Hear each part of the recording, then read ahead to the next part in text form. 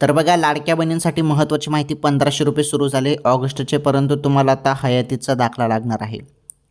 हयातीचा जो दाखला आहे ना, हयातीचा दाखला सर्व लाडक्या बहिणींना लागणार आहे. जेव्हा तुम्ही जून जुलैमध्ये KYC कराल तेव्हा तुम्हाला तो दाखला लागेल. आता काही गरज नाही, परंतु पुढे चालून ते तुम्हाला लागणार आहे. जे अपडेट आले होते ते सांगितलं तुम्हाला. आणि तुम्ही सर्वजण 1500 रुपयाची वाट बघत आहेत. तुम्हाला जुलैचा हप्ता मिळाला, त्यानंतर आता तुम्ही सर्वजण 1500 रुपयाची वाट बघत आहेत, ते म्हणजे ऑगस्टच्या हप्त्याची, या महिन्याच्या हप्त्याची.